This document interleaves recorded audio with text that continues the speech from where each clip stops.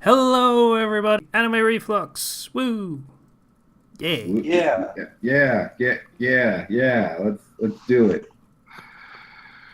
I was expecting something a little less confusing and a little more clear, or hoping for it rather, for the debut of my new microphone. Well, technically not debut, because, this doesn't. I'm going to skip an episode this week and it's going to come out next week because we had to miss recording last week. So I'm going to. I was curious as to why you. Is that why you've been delaying it a week for Anime Reflux just in case we need to miss recording 1 week? You have something to post? Sure, let's go with that. It's not just for the sake of convenience, so I can edit 2 episodes at once and then not think about it for 2 weeks. That would be ridiculous. Yes, let's laugh. So, Anime Reflux this week is Xam'd, which is apparently how you actually pronounce that. Is that I actually just think like? of it as I'm just think of it as Xam'd. Okay, my connection just shat itself, but yeah, Xam'd is actually how you pronounce that because they say it in the show, which was convenient for me. Yeah.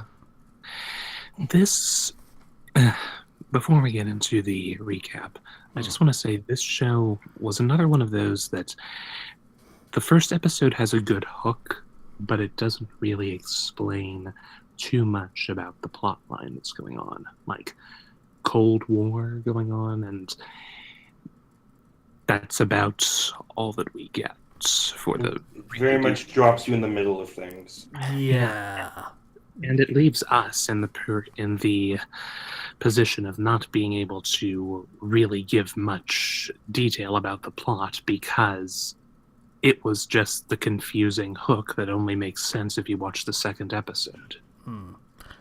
Like, I would have been overjoyed if, like, in the airship scene, and then at some point down on the just ground with the school kids bit, we would have been told what side either of those groups actually sit on, because I have no fucking idea.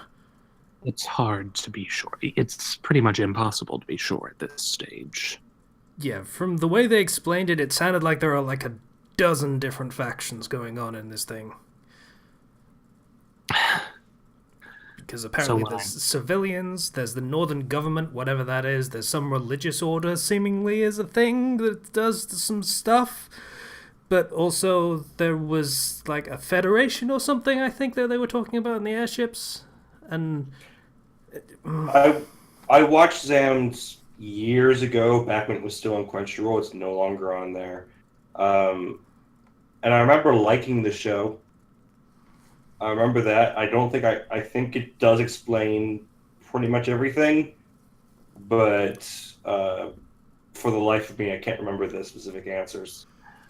And the problem with that is that we're here to give our thoughts on it, and there's really not much to say about the plot of the show and what we like about it, except do we want to watch more of it or not? That's pretty much all we get here. Man, but that dude turned into like the crazy. That dude turned That into was my what? hope. That dude turned into that crazy thing. Yeah. Yeah. Kid was a dumbass, but, whatever. So, All right. So, for the summary, I'd like to start very specifically with something, and it's a question that's been on my mind since I watched it about an hour and a half ago. I will fail to answer it for you. Did they put an egg in a condom and force some girl to swallow it? I don't think that's exactly what happened. I don't know what that was. I think it was like a parasite or something. I don't know. I'm not sure about that part, but I'm very sure about the condom part. And that's what's waiting me out a little bit. I don't think it's a condom. Maybe it was. Maybe she had to put it in something because if it went off inside of her, or was just like straight up inside of her, it would have like killed her faster or activated. There's a something. joke there. I don't want to make it, but I have to make it. Yeah, condoms are good to stop things from going off in a way. Have this sensitive bio bomb. Let's just You are put something around it, incorrigible. and it's not a freaking condom.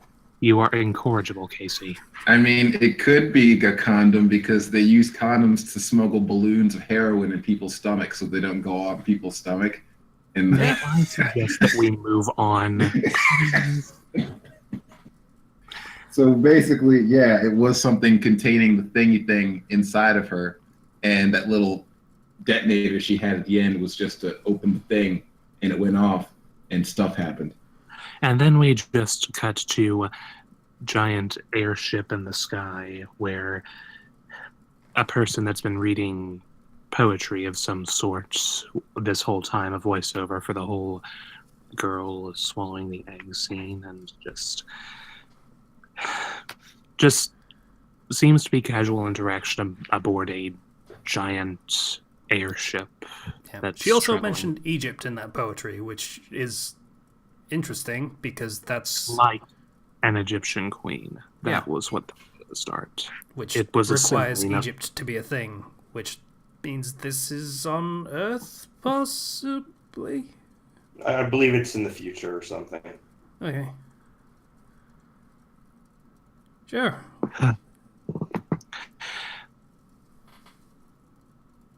Anyway. Hmm. So they see a massive fleet of incoming ships. What did they call them? Oh. Like, as I said before, there were so many factions and groups and things that they just name checked without really explaining them and never bringing them up again that I just lost track completely. They were something. Well, anyway, there's just over 20 ships, much smaller ships coming their way that seem to be like investigative ships or something like that. And they mention some jargon about airspace rules and peace and that sort of thing. And somehow the chain of events leads to them sending out an investigative force to the nearest populated island, which is where they seem to be heading. And that investigative force is one girl on what seems to be a flying motorcycle kind of thing. That's Airspeed, very, for a yeah. similar term, I suppose. And she's basically the psyche of this show. Sure. That type of person. I don't know who that is. You have already forgotten the last one we did, Casey. That was 2 weeks ago. Yeah, I wasn't gonna get that particular reference because it's not a reference I care about. I watched one episode. But yeah, the renegade that does whatever they want us to do, and they didn't sell that particular role for her very well, but sure. So it seems. And maybe there's more to her that we see in a later episode. Anyway, then we cut to a civilian place where at the island that they're traveling to, where we see lots of civilian inhabitants, lots of greenery, and lots of airships in the sky. Yeah. That seem to be patrolling and or guarding and stuff. So then we have we enter on our main protagonist. It seems Akatsuki or something, I believe. He's I don't just remember. getting ready. He's getting ready for school, and his mum's made lunch for him and his dad, who lives elsewhere. They're separated. I believe they actually say as much, that they're separated. And she's like, hey, give that guy his lunch. Well, it's not quite that. He's in a hurry. He notices rust in the water again, which apparently was just fixed the previous day. Then he heads out. deliberately leaving his father's lunch on the table because he is late. So he gets to biking, and he stops very quickly because there's a problem with his chain, which is long enough for his mother to notice that his father left his lunch, come outside, look down the street to see that Akatsuki is gone, and then notices behind her that Akatsuki is trying to fix his chain. Yeah. And she says, yeah, you're still here. Go deliver your dad his lunch. And it's all very domestic stuff that is basically inconsequential. Yeah, basically. So, brief cut to a martial arts school where two of Akatsuki's students and friends, as we find out in a bit, are sparring with the girl throwing the guy to the ground effortlessly. And he says there's no losers in it. God, fucking Nikita. I hate that martial art. Oh, yeah, I'm going to show you this really cool throw. Just grab my arm. No, not like that. Grab it this way. There you go. Now I can throw you. Stupid kid. Yeah, they say there are no winners. Well, he says there are no winners or losers in competition, which is a dumb thing to say, but it's him trying to save face, so it kind of makes sense. And then we have them walking while Akatsuki delivers his father's lunch through convoluted shortcuts. That Yeah, he sees. Well, he almost runs over rabbit, cat things that sound like squeaky toys. Like literally, Cute it's hybrid. literally just Foley is squeaky toys. And they dart off into an alleyway, and he's like, "Oh, wherever they go, I guess is a good shortcut, so I'll follow them." It's weird. And then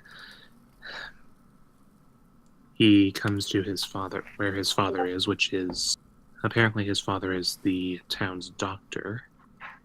Old woman waiting outside. He grabs a key that's hidden under one of the flower pots and finds his father in a mess of a room, hungover, sleeping, and so he holds his nose to wake him up. What a good father figure.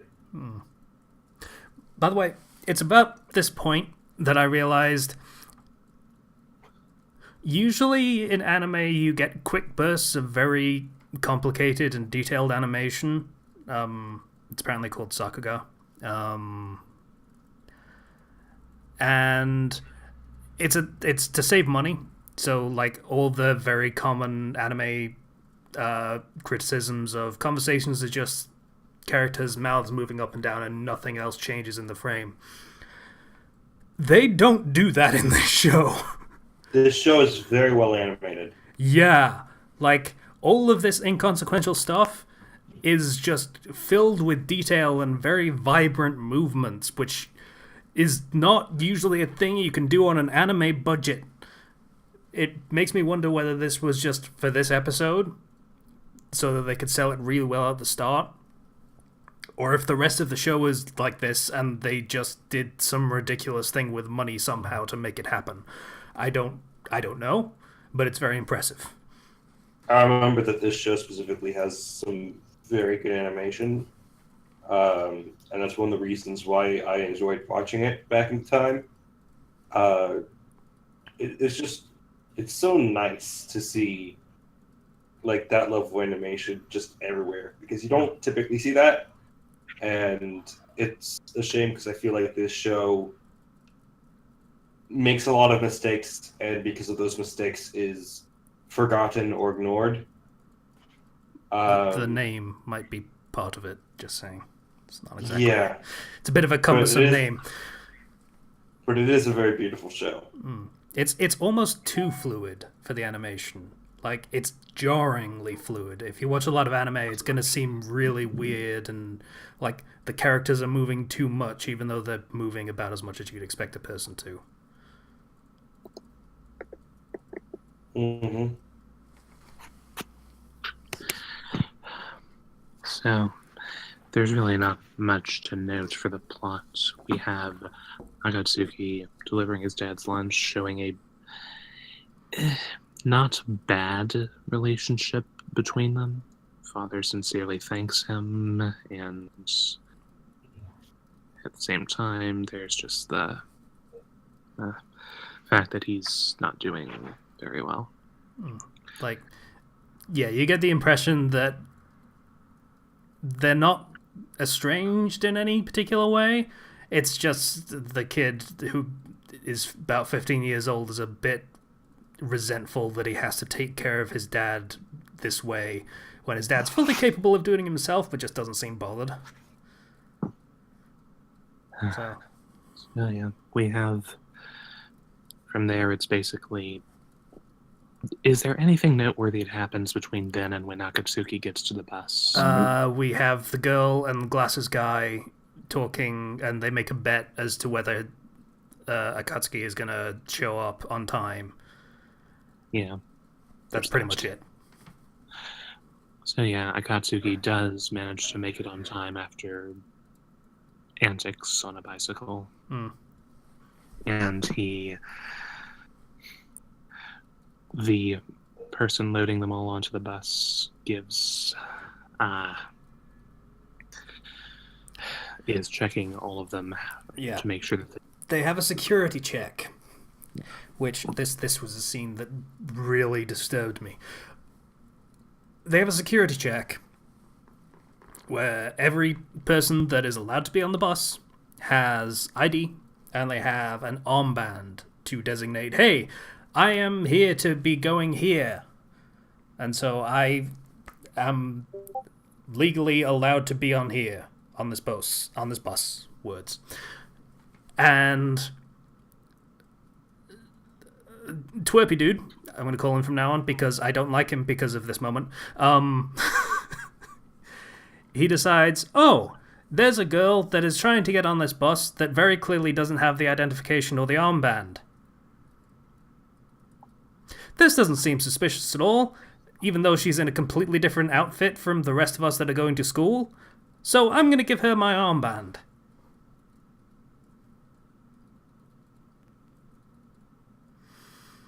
He's very well-intentioned. He's well-intentioned. He's idiotic, though. Yeah. It's what we went over last week, really. If there aren't any consequences for a long time, people don't take security seriously anymore. Yeah. Like, he's been living in peace. He had no way of knowing that this girl is potentially a terrorist. Except for the whole other outfit and not having proper ID. Yeah. In any way. But on the other hand, I think he assumed that she was like some sort of transfer student or something. And I mean, on the other hand, it's not really... Is it really good form to look at someone who's just different and automatically be... Okay, I can't speak for being in a situation like that, so never mind, withdrawn. Yeah, like... Consequences if she's supposed to be there but doesn't have her ID. For her. What are the consequences? She's late for school on her first day, and probably someone gets chewed out for not giving her the proper authorization to get on the bus. I do want to say it is kind of established a bit later of like, yeah, he kind of thought the girl was cute. Yeah. So he made a dumb choice. Yep. And there are consequences for that. Yeah. So, yeah, he gets her on the bus, he fakes, oh, I must have dropped my armband on the way to school, and fakes his way on, and just tells her to keep the armband until we get there, basically, just with hand gestures. And his friends give him shit, he's like, oh, he's looking for love in all the wrong places, kind of thing. And they get to school, and they get off the bus. And at some point here, we have a cut to another government office where there's government officials talking about how it's a vassal town and there's no way anyone would target it. And then they notice that some incoming ships are not on the schedule for that day at all, and guy in command says it must be the North government. And then they say this is supposed to be civilian territory, which is a little confusing. I'm not entirely sure what definition of government they're using. I think that I might be wrong on this. It's been a long time since I've actually seen this show, so this is just kind of guesswork on my part. But I think it's a case of you have kind of rules for formal engagement, and you wouldn't think that anybody would go and attack a civilian territory because it's kind of more rules of formal engagement. If you're going to fight, you're going to fight. Oh, so the meant it is in like a war crime. See, this is why it would have been really good to set up the factions properly, because this was really confusing without that as a backdrop. But yeah, I get what you're saying. Like, it's supposed to be like, hey, this is just civilians. There are no military outposts here, kind of thing. Yeah, we're not into total war here. Okay, that makes a little more sense. I was very confused by that, as I pointed out. So, kids get off the bus. Everything's happy. Yay, let's go to school. And, oh no, the bells are ringing. We're going to be late. Kaboom! And the bus explodes. Because albino girl pops a grenade. It's not a grenade. It's basically a grenade. It's basically a biobomb of some sort. Yeah, so the bus explodes, and Twippy gets hit with... Bio shrapnel. Sure, let's go with that. I was going to bring up the other thing again from the beginning, but yeah. He gets hit with it, and it goes under his skin, and in very creepy animation, which, well done. Nice. Yeah. And he gets sort of a blue bulb gem thing in his arm that then disappears. And he goes to check on the albino girl, and she's like, sorry for getting you mixed up in this person that was nice to me, but I was kind of here to kill you anyway, basically, by exploding the bus, so... My bad. And then she touches him on the forehead, and he starts to do this transformation. Yeah. And she says, you're our last hope, Xam'd, or something along those lines, as she's poking him in the forehead. Yeah, like carry on our memories or find our lost memories or something. To which my first question would be, who the fuck are we? There's a lot to be explained in future episodes. This is not... Like, this is a type of show that if you're going to watch it, you're not just going to watch one episode. Like, you have to kind of sit down and watch multiple to kind of get the gist of it. And back when I was watching this, I was looking for anime to binge. So that's how I ended up watching this entire show. Yeah. I guess if you've got a lot of... We're kind of skipping to the just thoughts section a little bit. So, there's a guard, like the military come in because obviously there was just a terrorist attack.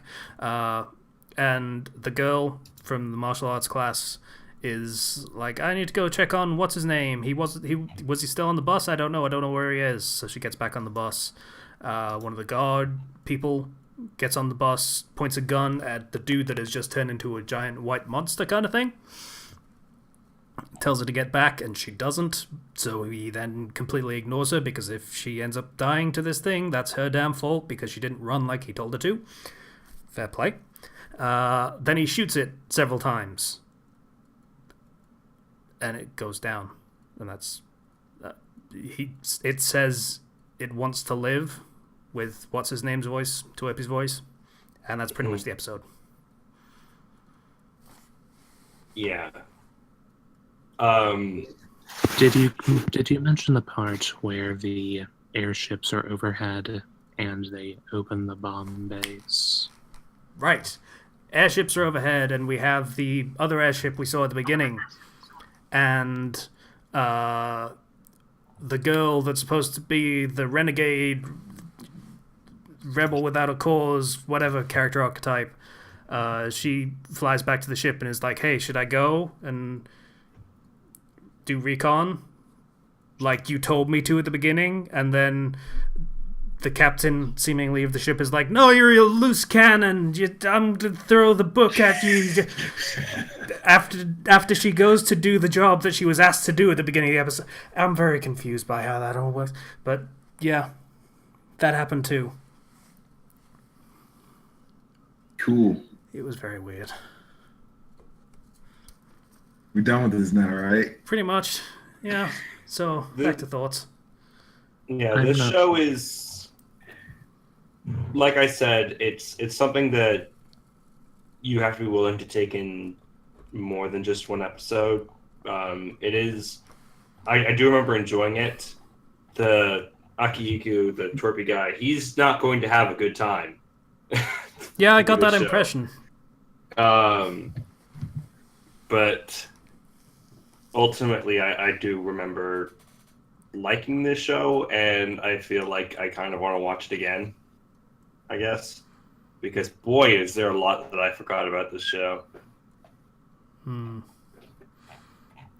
Yeah, like... The whole having to watch more than one episode to even really understand have any idea of what's going on is not exactly a point in the show's favor. That's usually a bad thing.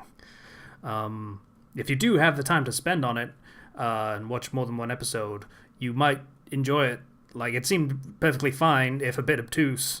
I'm always a big fan of the 3-episode rule, so... If there's not a hook in the first 3 episodes, that's usually when I drop off. It's paced very differently than a lot of, so I think it benefits from that.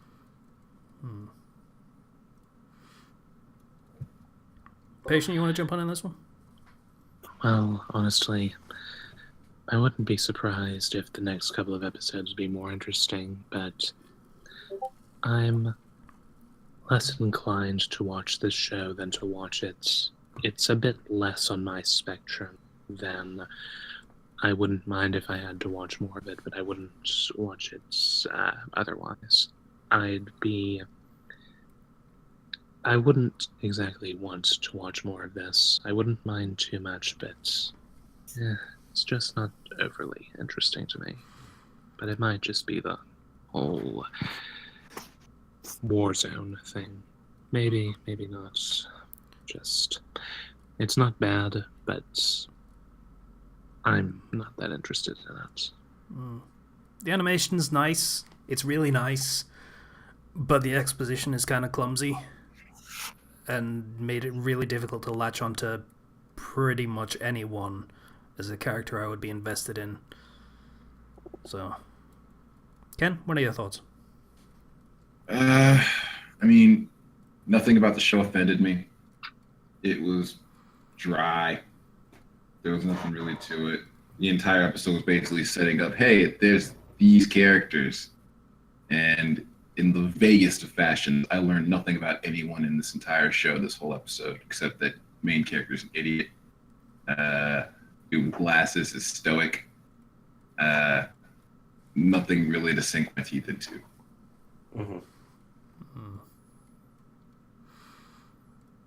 Oh, well. Oh, and the dub. I didn't talk about the dub at all because Slice is not here and my fellow dub club member is not present. So the dub's fine. Nothing wrong with it. I was almost positive that the main character is voiced by the same guy that does Bakugo. Turns out, no, not true. However, the guy that voices Glasses, I'm still pretty sure voices Todoroki in My Hero Academia. So that's pretty cool, I guess. If probably not especially important. I don't know whether that guy comes up very much. I don't think so. It's a small part, I feel.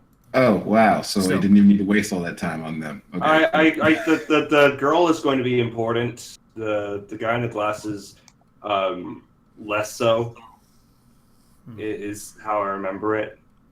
Yeah, but that's basically outlines the level of voice talent that they actually got for this. They got legit people that knew what they were doing. So it's The guy solid dub. by the guy in the glasses, you mean the guy who got thrown to the ground and tried to save face? Yeah. According to Wikipedia, he's known from MHA as Shoto Todoroki. That's right. Yes. Yeah. All right, cool. We got that confirmed then. Thank you, patient. No problem. Yeah. We spent This like show 20 is- minutes before we started recording this discussing the Rugrats and the career paths of the various actors involved with it. So, patient has suddenly become our researcher for finding this stuff out because he's really quick about it. Yeah.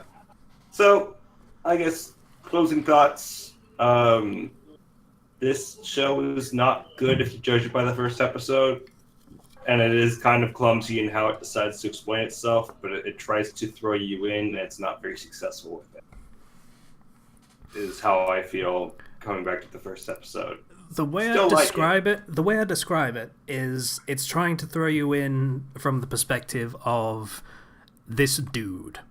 This dude who's living his life doesn't really care about the whole military thing that's going on overhead and all the ships and everything. It's just this dude and the way he lives his life, and he doesn't really care about the military restrictions and such things, and will flout them when he feels like it, which is dumb.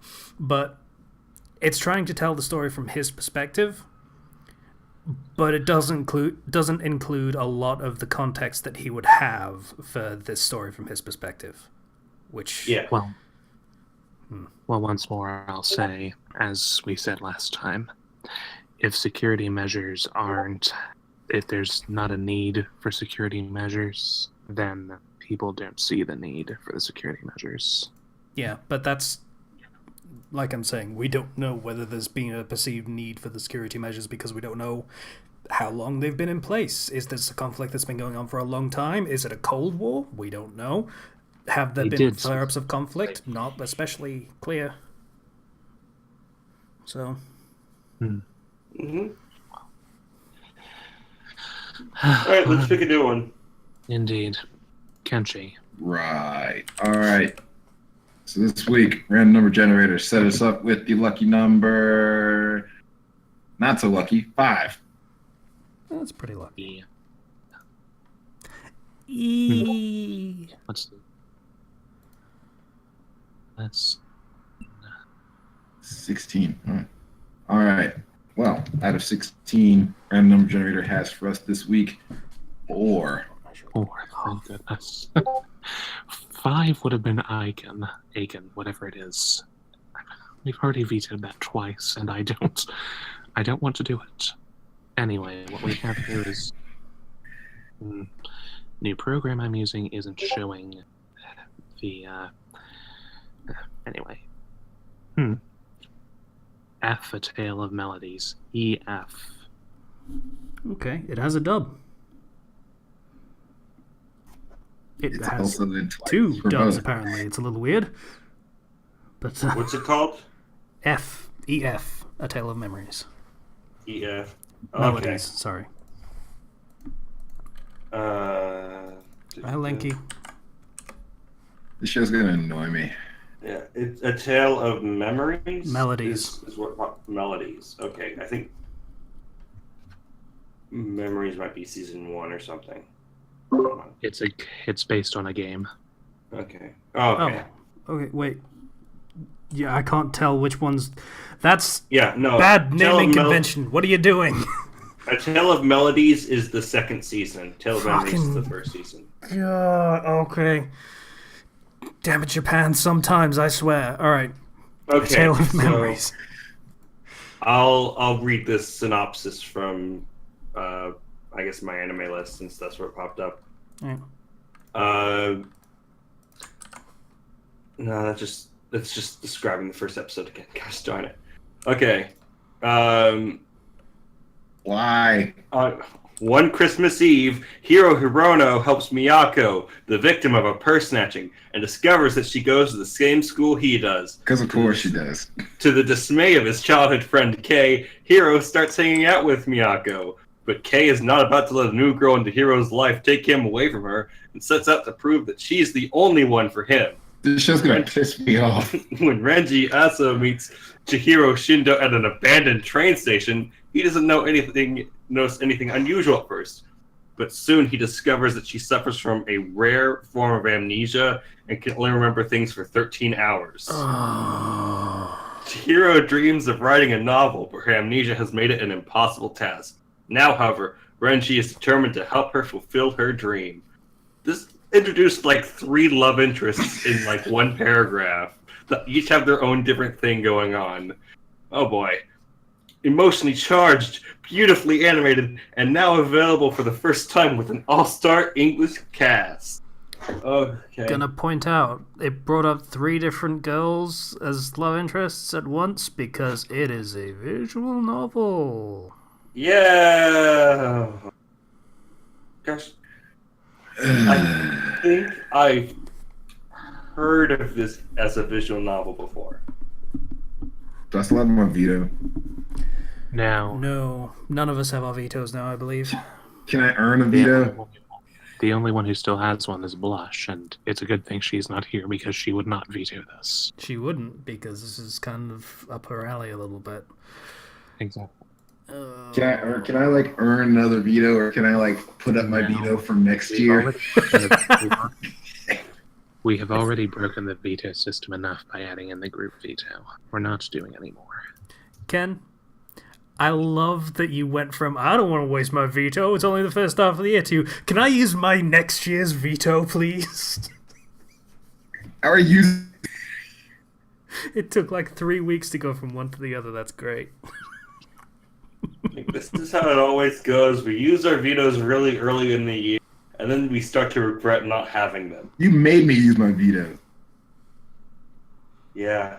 I don't remember what we made you use it on, but I feel like it was justified. Also, again, pointing out, 4 is the minimum for doing the group veto.